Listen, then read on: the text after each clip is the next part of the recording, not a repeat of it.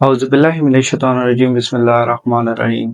आज हम पढ़ने जा रहे हैं chemistry class first year chapter number 2 atomic structure और आज हम इस चैप्टर की कंसेप्ट असेसमेंट एक्सरसाइज को डील करेंगे।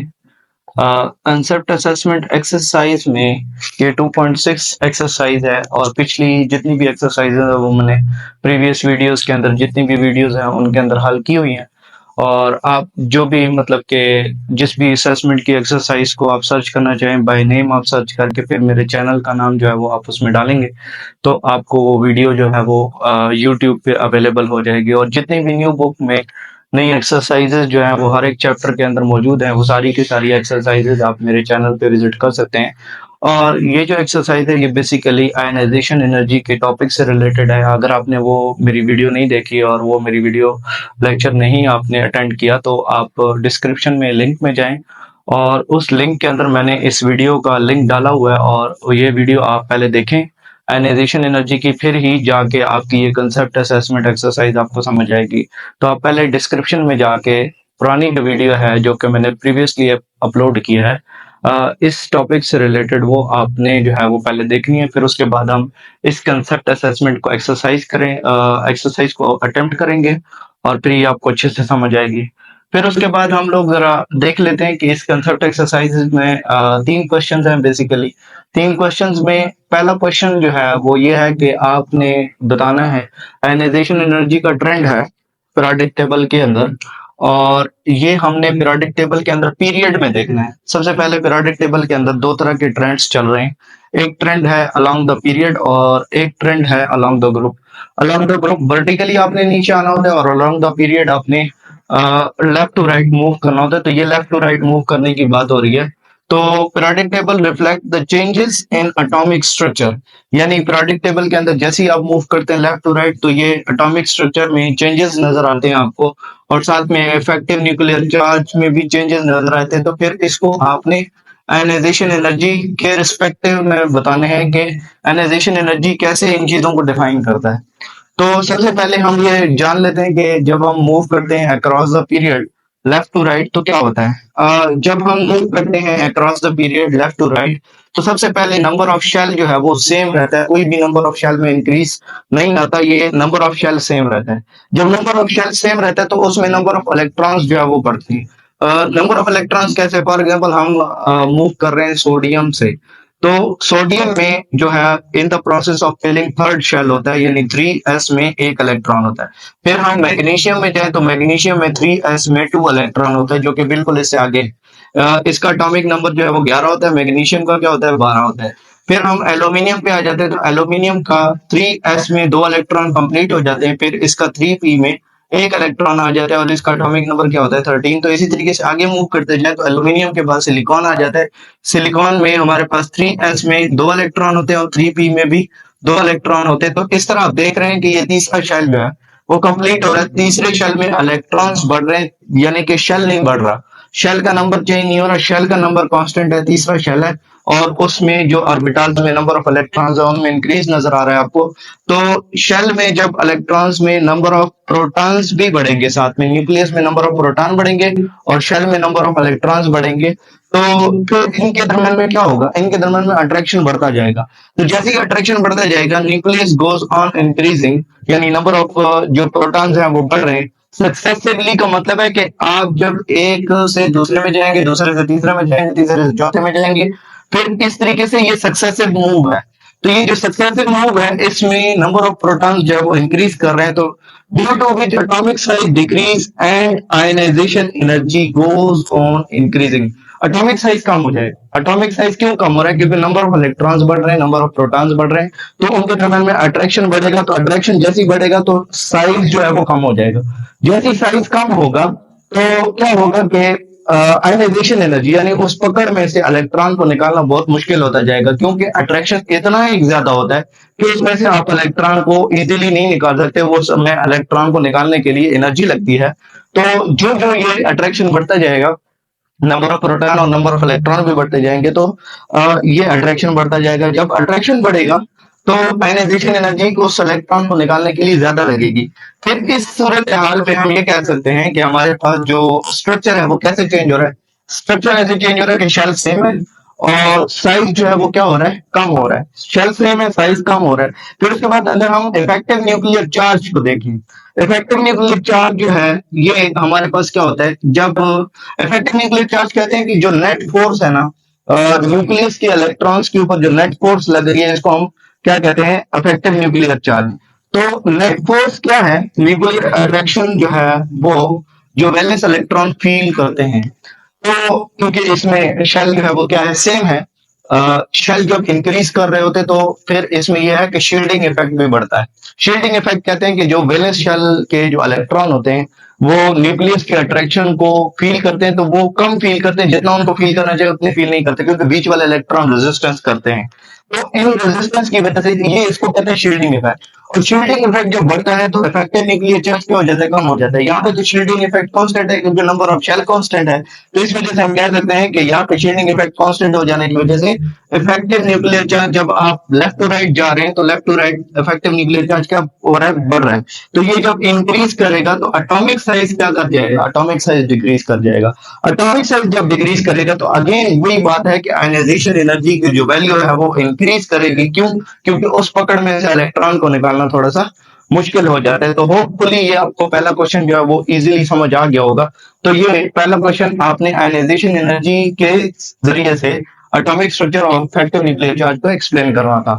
फिर इसके बाद दूसरे क्वेश्चन पे आ गया। तो दूसरा क्वेश्चन है, work factors contribute to general decrease in ionization energy down the group, कि जब हमारे पास कौन से ऐसे फैक्टर्स हैं जो आयनाइजेशन एनर्जी के ऊपर क्या होते हैं, असर अंदाज होते हैं, और ये डाउन द ग्रुप क्या शो करती है, डिक्रीज शो करती है।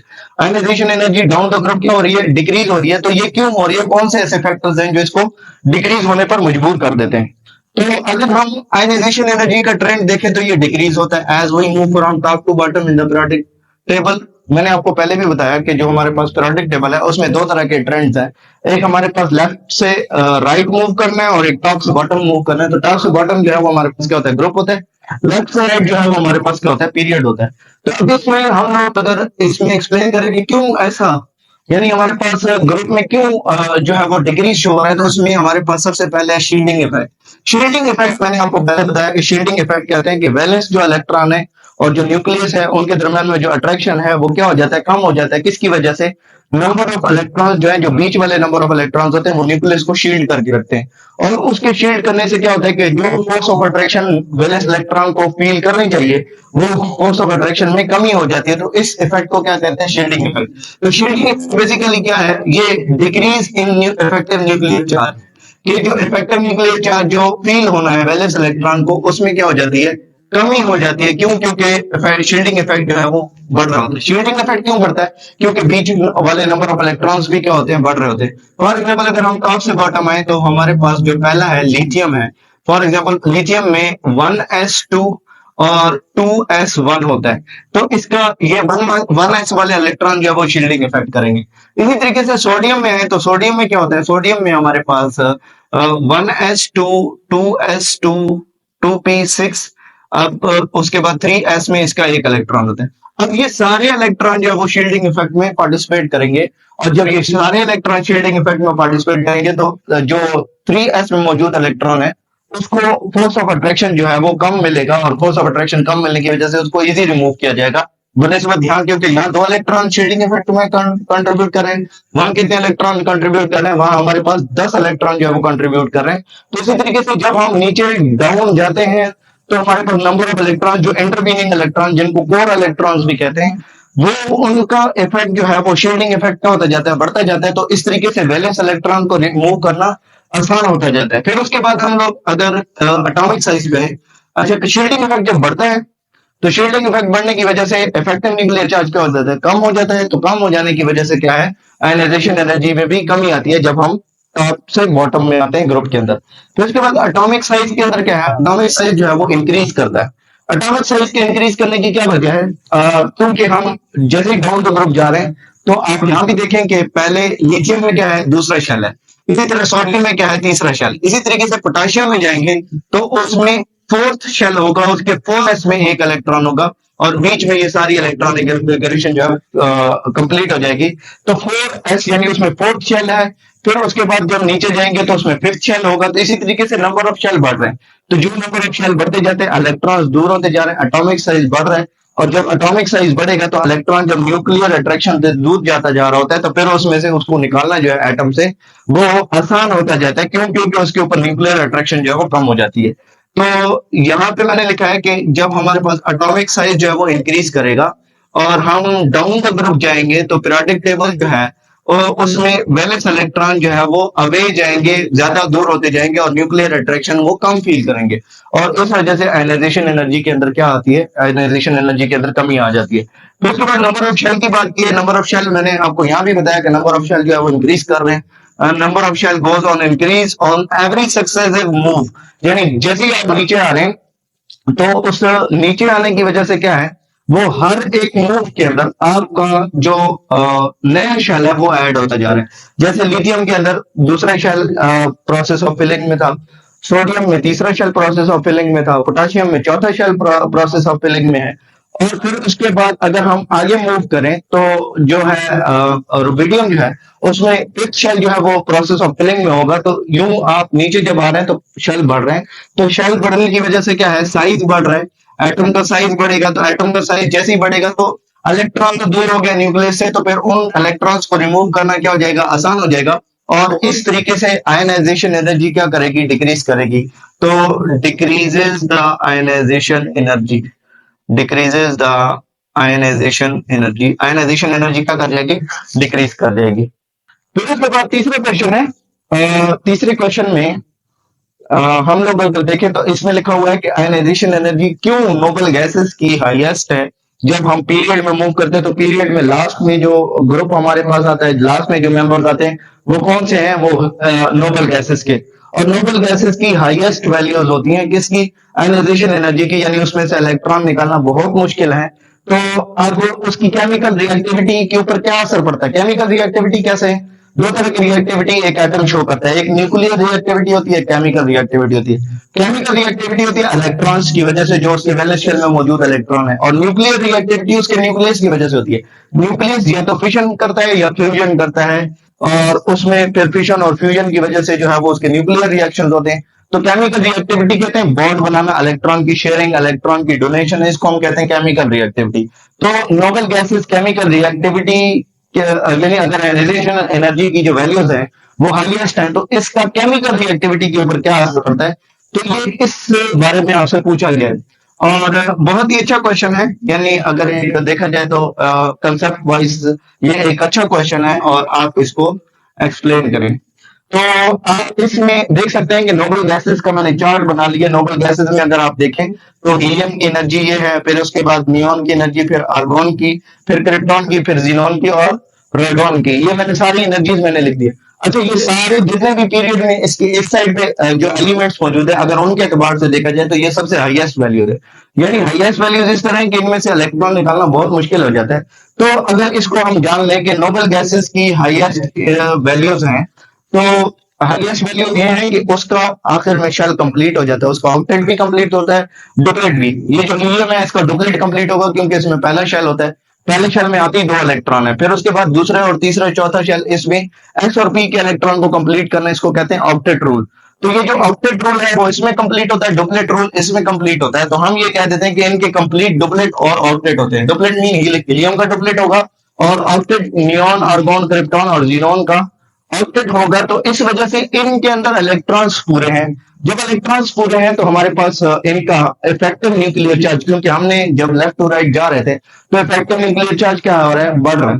तो इतना एक बढ़ जाता है, इनमें मैक्सिमम इफेक्टिव न्यूक्लियर चार्ज होता है। तो हम ये कह देते हैं कि जब इफेक्टिव न्यूक्लियर चार्ज मैक्सिमम हो गया तो उसमें ये होगा कि अट्रैक्शन भी न्यूक्लियस और इलेक्ट्रॉन्स के दरमियान में क्या होगी, मैक्सिमम होगी। और साइज जब इसके ग्रुप के जो एलिमेंट्स हैं उनकी निस्बत इसका साइज सबसे कम होगा।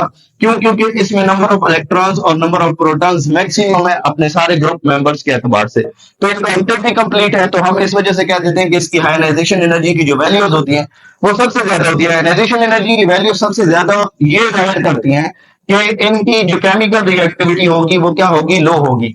क्यों केमिकल रिएक्टिविटी क्यों नहीं होगी? क्योंकि इसमें जो इलेक्ट्रॉन्स हैं उनको रिमूव करना बहुत मुश्किल है। आउटर मोस्ट शेल से आप इलेक्ट्रॉन रिमूव नहीं कर सकते किसी नॉर्मल गैस के एटम से। तो ये कह सकते हैं कि इसी वजह से ये किसी भी केमिकल रिएक्शन में पार्टिसिपेट नहीं कर सकते। क्यों? स्पॉन्टेनियसली मैंने लिखा है। स्पॉन्टेनियस का मतलब है कि ये खुद ब खुद पार्टिसिपेट नहीं करेंगे। हाँ, आप इसको एनर्जी दें, इसमें से इलेक्ट्रॉन निकाल लें। जीनॉन के भी आजकल कंपाउंड मिल जाते हैं, क्रिप्टॉन के भी मिल जाते हैं।